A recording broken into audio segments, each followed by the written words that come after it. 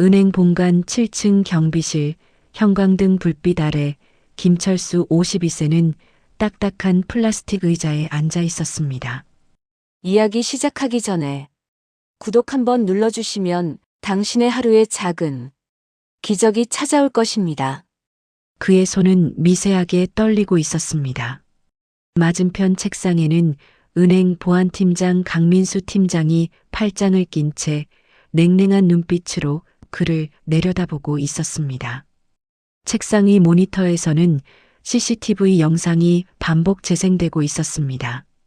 오전 2시 47분 3층 VIP 라운지 청소 카트를 끌던 철수가 소파 옆에서 무언가를 줍습니다. 검은색 고급 가죽 지갑이었습니다. 철수는 잠시 주변을 둘러본 뒤 지갑을 작업복 주머니에 넣습니다. 그리고 화장실 쪽으로 걸어갑니다. 강민수 팀장이 마우스를 클릭하며 냉소적인 목소리로 말했습니다. 김철수 씨, 이게 뭡니까? 지갑을 주었으면 바로 신고해야죠. 왜 주머니에 넣고 화장실로 갔습니까? 철수는 목이 메었습니다. 아닙니다. 전 분명히 1층 관리실에 맡겼습니다. 최영진 선생님한테 직접 전달했다고요. 강민수 팀장은 고개를 저었습니다. 최영진 선생님은 받은 적 없다고 합니다. 여기 진술서도 있어요. 그리고 이 영상 보세요. 화장실 들어가서 15분 후에 나왔죠? 그 사이 뭘 했습니까? 철수의 머릿속이 하얗게 변했습니다. 분명 최영진 선생님께 지갑을 건넸습니다.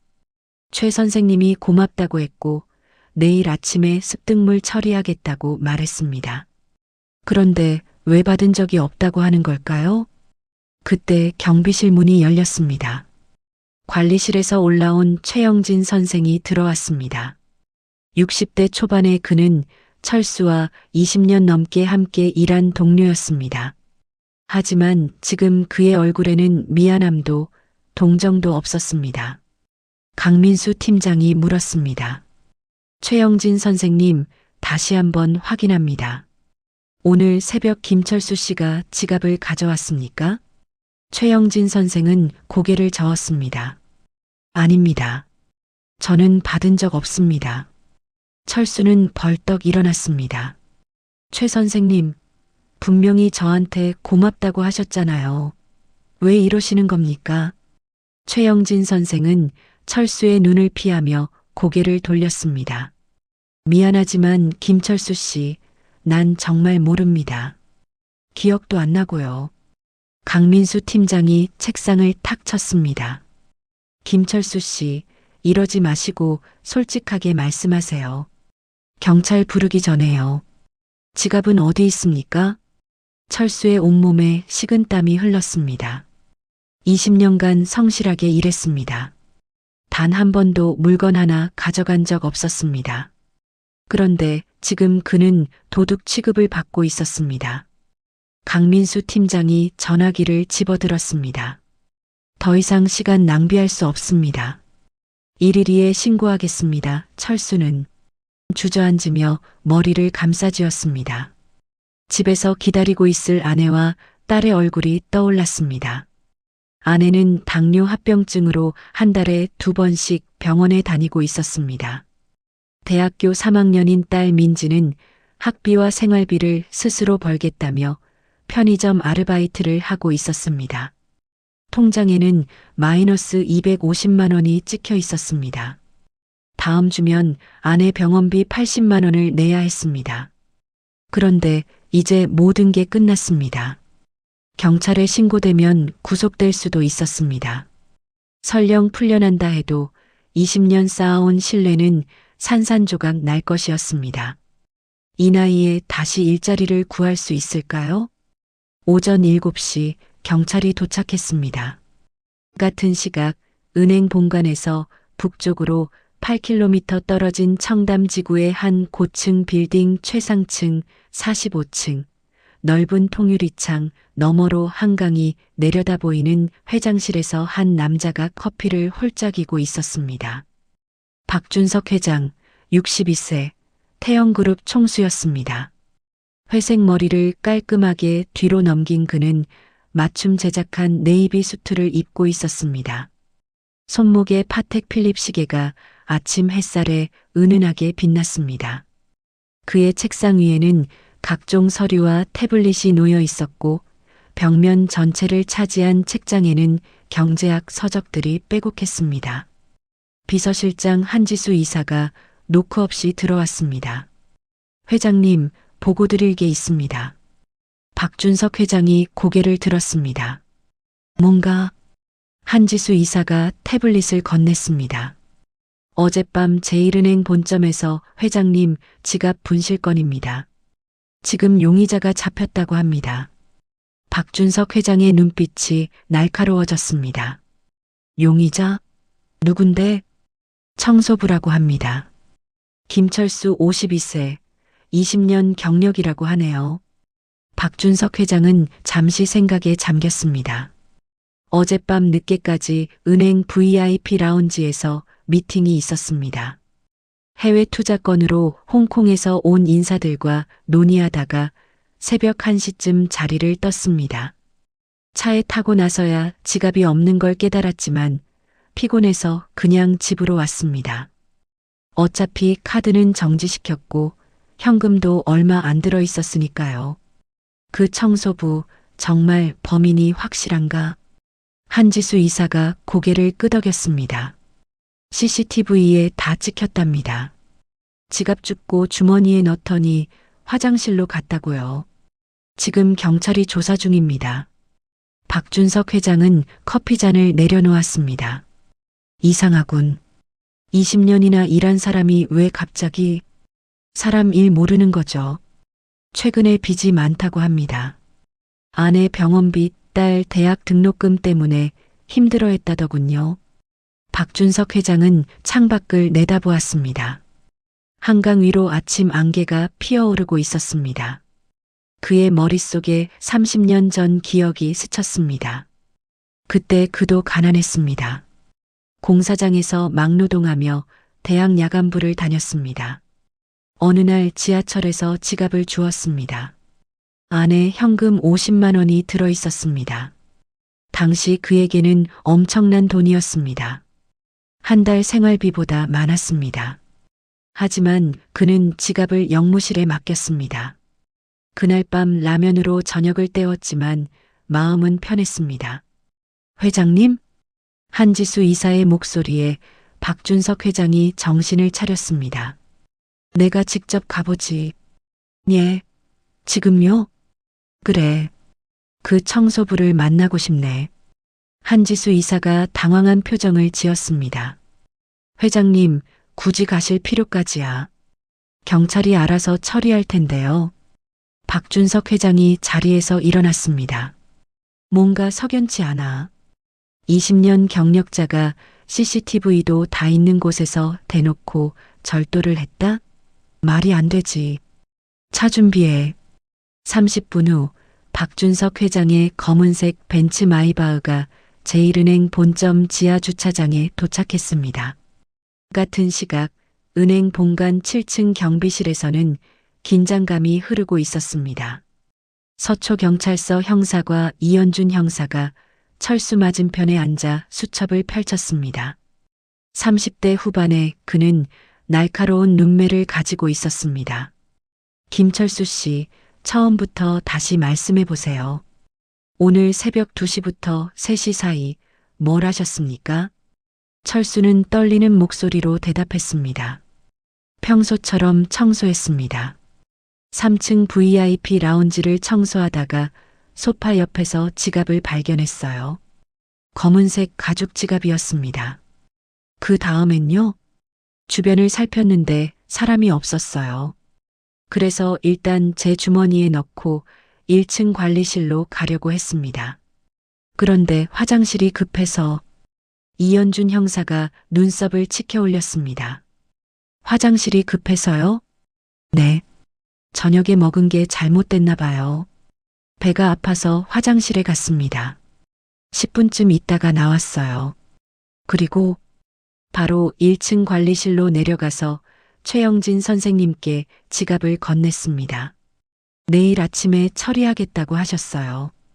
이연준 형사가 최영진 선생을 바라봤습니다. 최영진 씨, 정말 받은 적 없습니까? 최영진 선생이 단호하게 고개를 저었습니다.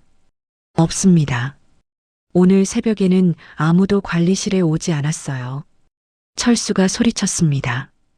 거짓말이에요. 분명히 갔었어요. 최 선생님이 담배 피우고 계셨고 커피 자판기 옆에 서 계셨다고요. 이연준 형사가 최영진 선생을 보며 물었습니다. 담배 피우셨습니까? 최영진 선생이 잠시 머뭇거리다 대답했습니다. 그건 피긴 했지만 김철수 씨는 안 봤습니다. 철수의 눈에서 눈물이 흘러내렸습니다. 왜 이러세요, 최 선생님? 우린 20년을 함께 일했잖아요. 명절 때마다 함께 술도 마셨고 제 딸 대학 합격했을 때 축하해 주신 분이 선생님이잖아요. 최영진 선생은 고개를 돌렸습니다. 그때 형사실 문이 열렸습니다. 은행 보안팀 직원 2명이 투명한 증거 봉투를 들고 들어왔습니다. 봉투 안에는 검은색 가죽 지갑이 들어 있었습니다. 이연준 형사가 물었습니다. 어디서 찾았습니까? 3층 남자 화장실 휴지통 안쪽에 숨겨져 있었습니다. 철수가 벌떡 일어났습니다. 아니에요. 전 그런 곳에 숨기지 않았어요. 이연준 형사가 증거 봉투를 들어 올렸습니다. 지갑 안에 카드 5장, 신분증, 명함들이 있네요. 그런데 현금이 없습니다. 원래 얼마나 들어 있었습니까? 강민수 팀장이 대답했습니다. 피해자 박준석 회장님께 확인한 결과 300만 원 정도 있었다고 합니다. 철수의 얼굴이 하얗게 질렸습니다. 300만 원? 전 그런 돈 본 적도 없어요. 이연준 형사가 냉정한 목소리로 말했습니다. 김철수 씨, 집 수색영장 신청할 겁니다. 그리고 당신 은행 계좌 내역도 확인할 거예요. 지금이라도 솔직하게 말하는 게 좋을 겁니다. 그때 철수의 휴대전화가 울렸습니다. 화면에는 딸이라는 글자가 떠 있었습니다. 철수는 떨리는 손으로 전화를 받았습니다. 여보세요, 민지야. 아빠, 경찰서에 계시다는데 무슨 일이에요? 은행에서 연락 왔어요. 민지의 목소리는 불안으로 떨리고 있었습니다. 아니다, 민지야. 오해야. 곧 풀릴 거야. 아빠는 그런 분 아니잖아요. 전 믿어요. 철수의 눈에서 뜨거운 눈물이 흘러내렸습니다. 딸은 자신을 믿고 있었습니다. 하지만 세상은 그를 도둑으로 보고 있었습니다. 오전 9시 경비실 문이 다시 열렸습니다. 박준석 회장이 들어왔습니다. 비서실장 한지수 이사가 뒤따라 들어왔고 은행 지점장 정태수 지점장도 허둥지둥 따라왔습니다. 회장님, 직접 오실 줄은 몰랐습니다. 정태수 지점장이 90도로 인사했습니다. 박준석 회장은 가볍게 손을 들어 인사를 받은 뒤 방안을 둘러봤습니다. 주저앉아 있는 철수, 딱딱한 표정의 이연준 형사, 고개를 숙인 최영진 선생, 그리고 책상 위의 증거 봉투. 박준석 회장이 이연준 형사에게 물었습니다. 형사님, 상황이 어떻게 됐습니까? 이연준 형사가 일어서며 대답했습니다. 지갑은 화장실 휴지통에서 발견됐고 현금 300만 원은 없어진 상태입니다. 용의자는 부인하고 있지만 CCTV 증거가 명확합니다. 박준석 회장이 철수를 바라봤습니다. 철수는 고개를 숙인 채 주먹을 쥐고 있었습니다. 작업복은 낡았고 손에는 굳은 살이 박혀 있었습니다. 20년간 걸레질하고 청소하며 살아온 손이었습니다. 박준석 회장이 철수에게 물었습니다. 당신이 김철수 씨입니까? 철수가 고개를 들었습니다. 눈은 충혈되어 있었고 뺨에는 눈물 자국이 남아 있었습니다. 네, 그렇습니다. 박준석 회장이 의자를 하나 끌어당겨 철수 옆에 앉았습니다. 모두가 놀란 표정을 지었습니다. 재벌 회장이 용의자 옆에 앉다니. 김철수 씨, 정직하게 말씀해 주세요. 정말 지갑을 관리실에 맡겼습니까? 철수가 떨리는 목소리로 대답했습니다. 네, 회장님. 정말입니다. 저는 20년간 단 한 번도 남의 물건을 가져간 적이 없습니다. 딸아이에게 늘 정직하게 살라고 가르쳤습니다. 제가 왜 이제 와서... 박준석 회장이 고개를 끄덕였습니다.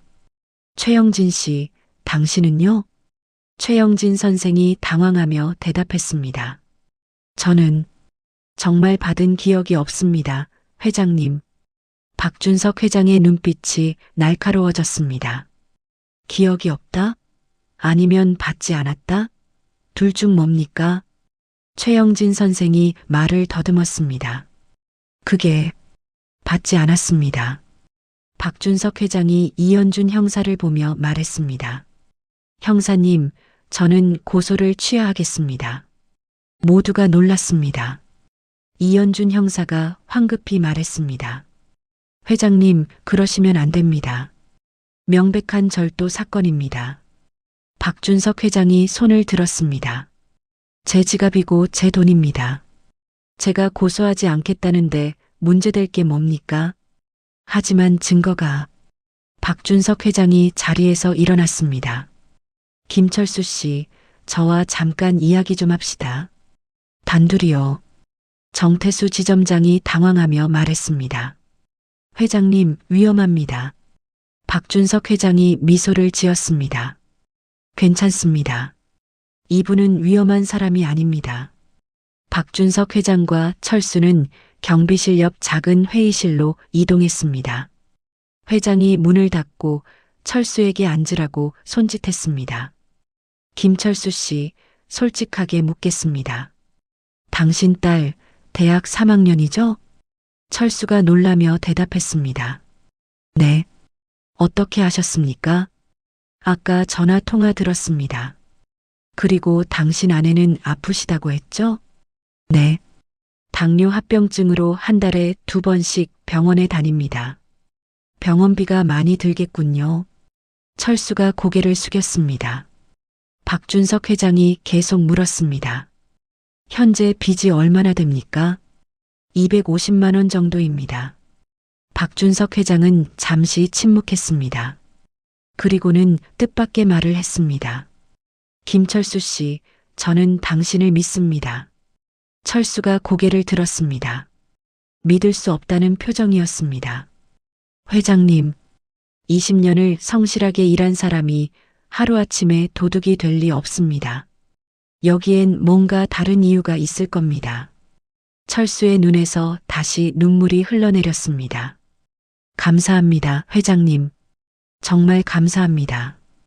박준석 회장이 명함을 꺼내 철수에게 건넸습니다. 제 회사에서 일하시죠. 시설관리팀 정규직으로요. 월급은 지금보다 2배 드리겠습니다.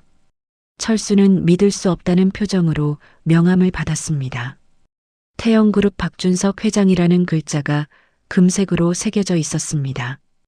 회장님, 저 같은 사람을... 괜찮습니다. 정직한 사람이 필요합니다. 다음 주 월요일 오전 10시에 청담 본사로 오세요. 철수는 명함을 꼭 쥐고 눈물을 흘렸습니다. 지옥 같던 아침이 기적처럼 바뀌고 있었습니다. 나흘 후 토요일 오후 2시 철수는 집 거실 소파에 앉아 아내와 딸에게 그간의 일을 설명했습니다. 그래서 회장님께서 절 믿어주신 거야. 정규직으로 채용해 주시겠대. 아내 박순자가 눈물을 닦으며 말했습니다. 당신 정말 고생했어요. 전 당신 믿었어요. 딸 민지 23세가 아버지의 손을 꼭 잡았습니다. 아빠 정말 대단하세요. 박준석 회장님이 직접 제안하시다니. 철수도 믿기지 않는다는 표정으로 고개를 저었습니다. 나도 꿈만 같다. 월급이 지금보다 2배래. 이제 너 학비 걱정 안 해도 되고 엄마 병원비도 문제 없을 거야. 박순자가 남편의 손을 잡았습니다. 당신 그 돈 주머니에 넣었을 때 마음 흔들리지 않았어요? 철수가 씁쓸하게 웃었습니다. 솔직히 말하면 30초 정도는 흔들렸어. 300만 원이면 당신 병원비 3달 치잖아. 그런데 우리 민지 얼굴이 떠올랐어. 늘 정직하게 살라고 가르쳤는데 내가 그러면 안 되겠다 싶더라고. 민지가 아버지를 꼭 안았습니다. 아빠 최고예요. 그날 저녁 가족은 오랜만에 외식을 했습니다. 동네 삼겹살 집이었지만 행복했습니다. 철수는 소주 한 잔을 마시며 생각했습니다. 이제 모든 게 잘 될 거라고. 박준석 회장님 같은 분을 만난 게 행운이라고. 월요일 아침 오전 9시 30분. 철수는 새로 산 회색 정장을 입고 청담역에서 내렸습니다. 북쪽으로 10분을 걸어가자 45층짜리 유리 건물이 나타났습니다. 건물 외벽에는 태영그룹이라는 금색 글자가 크게 새겨져 있었습니다. 1층 로비는 대리석으로 마감되어 있었고 천장은 10m가 넘어 보였습니다. 안내 데스크에 앉은 젊은 여직원이 밝게 웃으며 물었습니다. 어서 오세요. 무엇을 도와드릴까요? 저 김철수라고 합니다. 오늘 10시에 회장님과 약속이 있어서요. 여직원이 컴퓨터를 확인했습니다. 아, 네. 김철수님 맞으시죠? 45층으로 올라가시면 됩니다. 엘리베이터는 저쪽입니다. 철수는 긴장된 마음으로 엘리베이터를 탔습니다. 45층 버튼을 누르자 엘리베이터가 빠르게 올라갔습니다. 문이 열리자 넓은 복도가 나타났습니다. 복도 끝에는 회장실이라는 표지판이 보였습니다.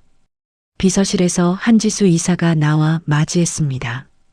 김철수님이시죠? 기다리고 계셨습니다. 이쪽으로 오세요. 회장실 문이 열렸습니다. 박준석 회장이 책상에서 일어나 반갑게 손을 내밀었습니다. 어서 오세요, 김철수 씨. 잘 오셨습니다. 두 사람은 악수를 나눴습니다. 박준석 회장이 소파를 가리키며 앉으라고 했습니다. 커피 드릴까요? 아닙니다. 괜찮습니다. 박준석 회장이 미소를 지었습니다. 긴장하지 마세요. 오늘은 간단한 면담만 하고 서류 작업 좀 하면 됩니다. 다음 주부터 출근하시면 돼요. 감사합니다, 회장님. 박준석 회장이 서류 몇 장을 꺼내 철수에게 건넸습니다. 근로계약서입니다. 확인해 보세요. 월급 550만 원, 4대 보험 전부 포함, 퇴직금, 명절 상여금 각 200만 원씩 지급됩니다. 철수는 서류를 보며 감격했습니다.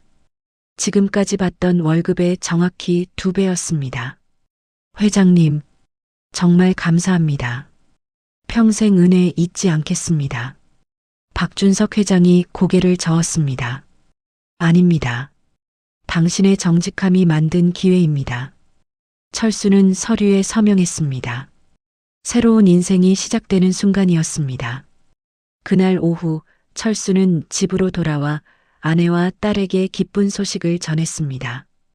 가족은 서로 껴안고 기뻐했습니다. 그날 밤 철수는 침대에 누워 천장을 바라보며 생각했습니다. 모든 게 끝났다고. 이제 행복한 날들만 남았다고. 하지만 철수는 몰랐습니다. 진짜 이야기는 이제부터 시작이라는 것을. 사흘 후 목요일 오후 3시 철수는 태영그룹 본사 지하 1층 시설관리팀 사무실에서 신입 직원 교육을 받고 있었습니다. 팀장 김대현 팀장이 건물 구조와 관리 시스템을 설명하고 있었는데 갑자기 사무실 문이 열렸습니다. 한지수 이사가 급하게 들어왔습니다. 김철수님, 잠깐 회장실로 올라오시겠습니까? 급한 일이 생겼습니다. 철수는 당황하며 일어났습니다. 엘리베이터를 타고 45층으로 올라가는 동안 가슴이 두근거렸습니다. 무슨 일일까? 혹시 계약에 문제가 생긴 걸까? 회장실에 들어서자 박준석 회장이 심각한 표정으로 앉아 있었습니다. 그리고 그 옆에는 낯익은 얼굴이 있었습니다. 이현준 형사였습니다. 앉으세요, 김철수 씨. 철수는 떨리는 다리로 소파에 앉았습니다. 이현준 형사가 서류 몇 장을 꺼내 테이블에 놓았습니다. 김철수 씨, 좋은 소식입니다. 당신은 무죄입니다. 철수가 어리둥절한 표정으로 물었습니다. 예, 무슨 말씀이신지. 이현준 형사가 설명을 시작했습니다. 저희가 계속 수사를 진행했습니다. 특히 최영진 씨를 집중적으로 조사했죠. 그런데 이상한 점들이 발견됐습니다.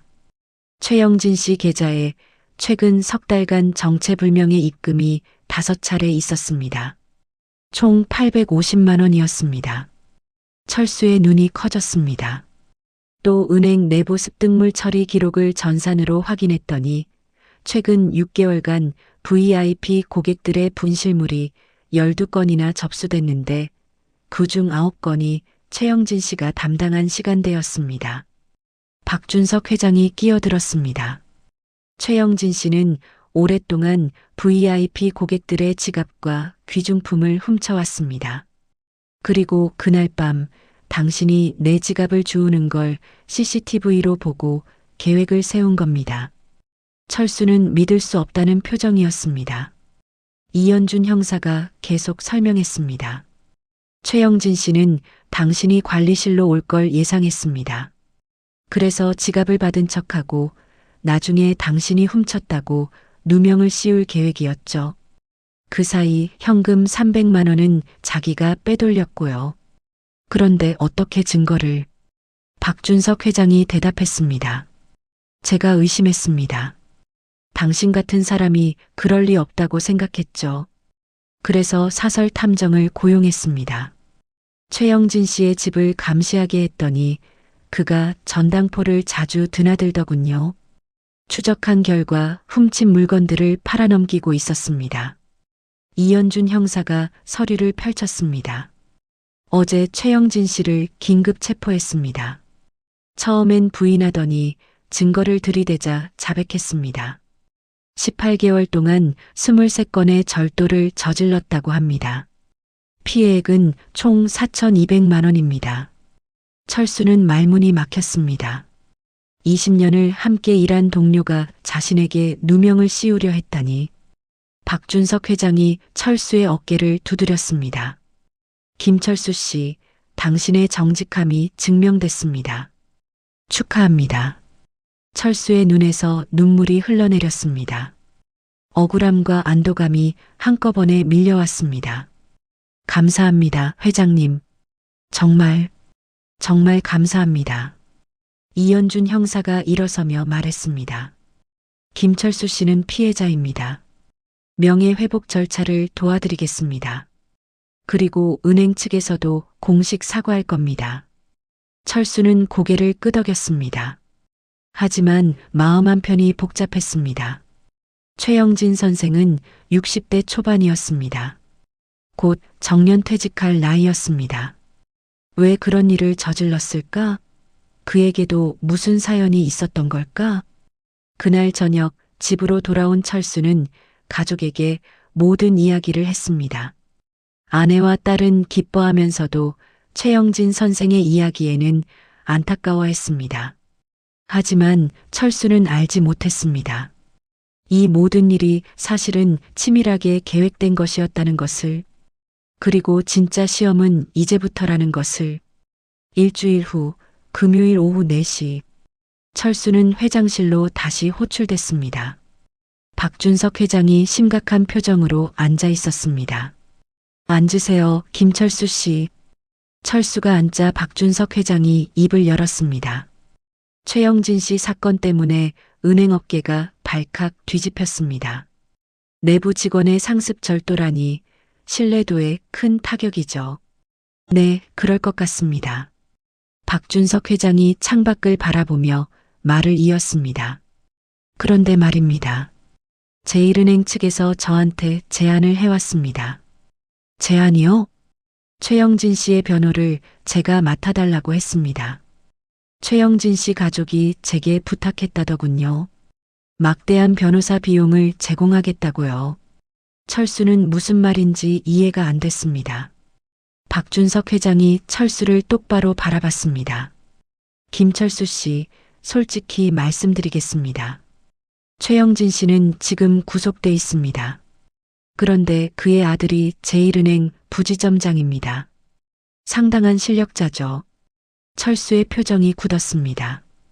그 아들이 저를 찾아왔습니다. 아버지를 구해달라고 무릎까지 꿇더군요. 그리고 이런 제안을 했습니다. 만약 김철수 씨가 법정에서 증언하지 않으면 그쪽에서 5천만 원을 드리겠다고요. 철수가 벌떡 일어났습니다. 회장님, 그게 무슨 말씀입니까? 진정하세요. 아직 끝나지 않았습니다. 박준석 회장이 손짓으로 철수를 다시 앉혔습니다. 저는 거절했습니다. 하지만 그쪽에서 한 가지 더 말하더군요. 만약 당신이 증인으로 법정에 서면 은행업계 전체가 당신을 기억할 거라고요.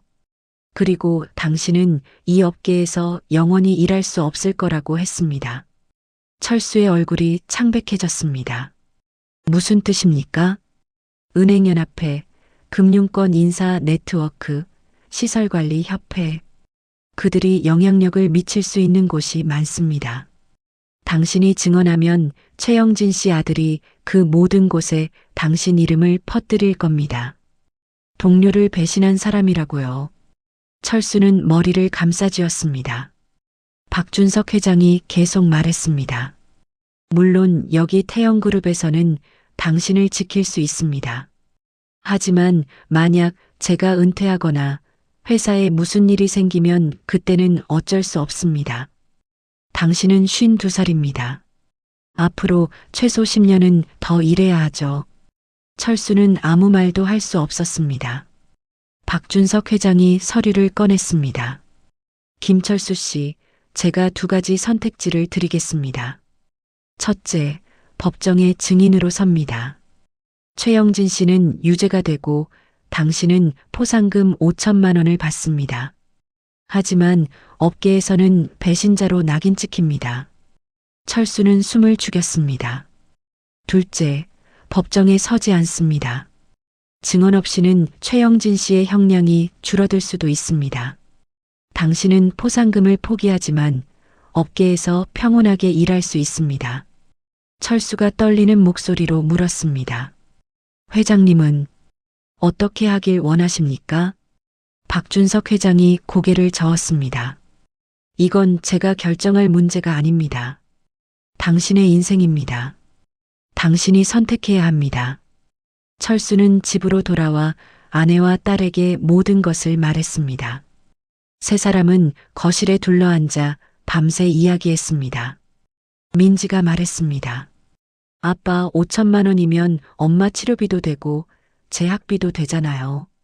그리고 정의를 위해 증언하는 게 맞는 거 아닌가요? 박순자가 고개를 저었습니다. 하지만 당신 아버지가 업계에서 매장당하면 어떡하니? 10년 후에 태영그룹에서 나가야 할 수도 있어. 철수는 잠을 이룰 수 없었습니다. 침대에 누워 천장을 바라보며 생각했습니다.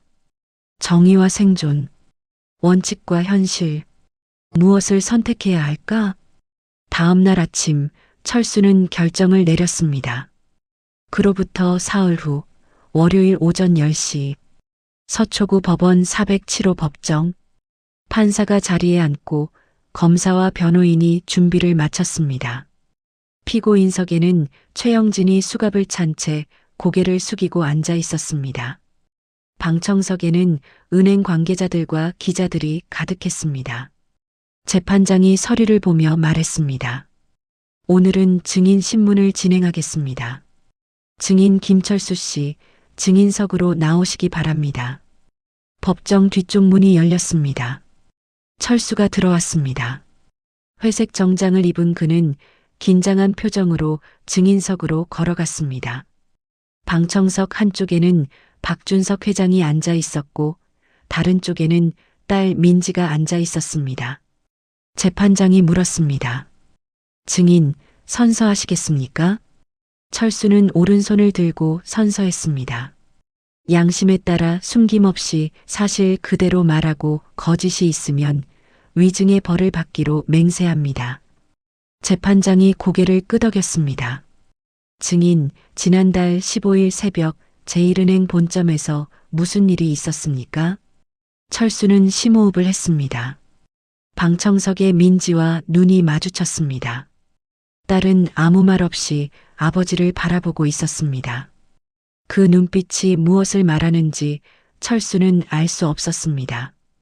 응원일까, 걱정일까, 아니면 실망일까? 철수의 입이 천천히 열렸습니다. 저는 그날 새벽 청소를 하다가 VIP 라운지에서 검은색 지갑을 주었습니다. 재판장이 물었습니다. 그 다음은요? 철수는 최영진을 바라봤습니다. 최영진은 고개를 숙인 채 떨고 있었습니다. 저는 그 지갑을 1층 관리실로 가져갔습니다.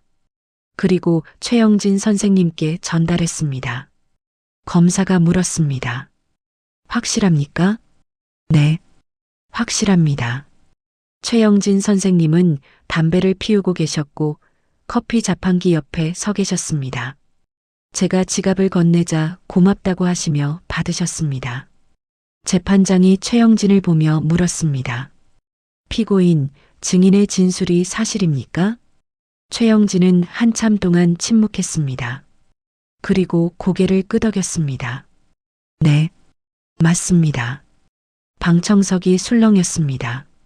철수는 계속 증언했습니다.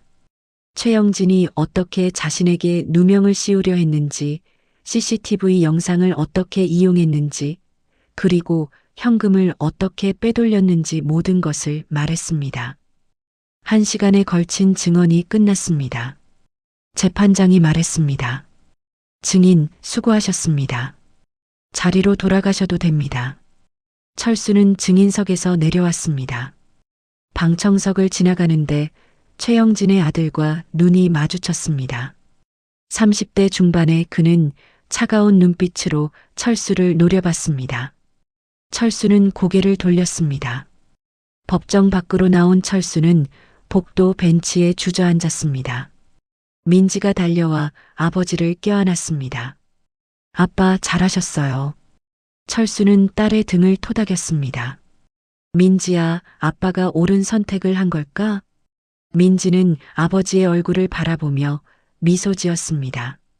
아빠는 항상 옳은 선택을 하세요. 전 그렇게 배웠어요. 박준석 회장이 다가왔습니다. 김철수 씨, 수고하셨습니다. 철수가 일어나 인사했습니다. 회장님, 박준석 회장이 철수의 어깨를 두드렸습니다. 당신은 옳은 선택을 했습니다.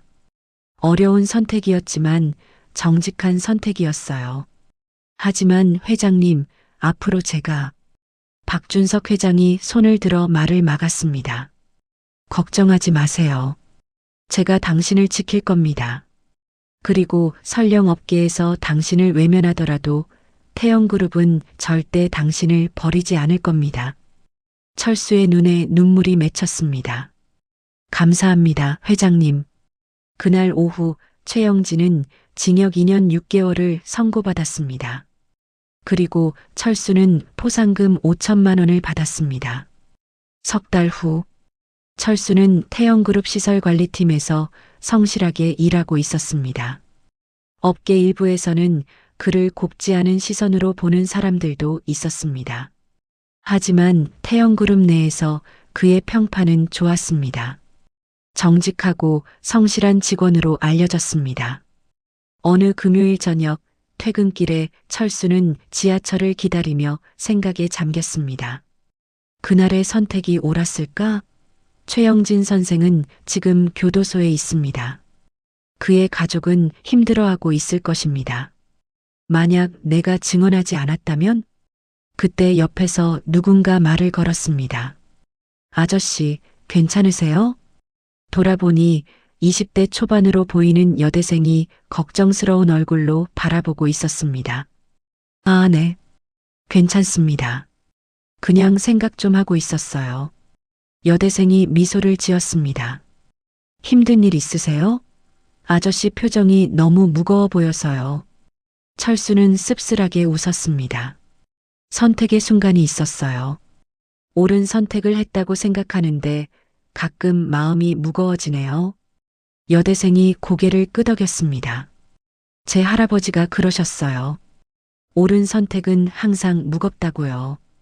가벼운 건 선택이 아니라 변명이라고요. 철수는 그 말에 깊이 공감했습니다. 현명한 할아버지시네요. 지하철이 도착했습니다. 철수는 전철에 올라타며 창밖을 바라봤습니다. 도시의 불빛들이 흘러갔습니다. 그는 생각했습니다. 자신의 선택이 옳았다고, 비록 무겁지만 그것이 정직한 선택이었다고. 집에 도착한 철수는 거실 소파에 앉아 텔레비전을 켰습니다. 뉴스에서는 금융권 비리 척결 캠페인에 대한 보도가 나오고 있었습니다. 그리고 화면 한 구석에 자신의 사진이 잠깐 스쳤습니다. 정직한 증언으로 금융권 비리를 밝힌 시민이라는 자막이었습니다. 민지가 방에서 나와 아버지 옆에 앉았습니다. 아빠 뉴스 봤어요? 응, 봤다. 자랑스러워요, 아빠. 철수는 딸의 머리를 쓰다듬었습니다. 민지야, 정직하게 사는 게 항상 쉬운 건 아니더라. 가끔은 대가를 치러야 할 때도 있고. 민지가 아버지의 손을 잡았습니다. 그래도 아빠는 옳은 길을 선택하셨잖아요. 전 그게 자랑스러워요. 철수는 미소를 지었습니다. 그리고 창밖을 바라봤습니다. 밤하늘에는 별이 빛나고 있었습니다. 시청해주셔서 감사합니다.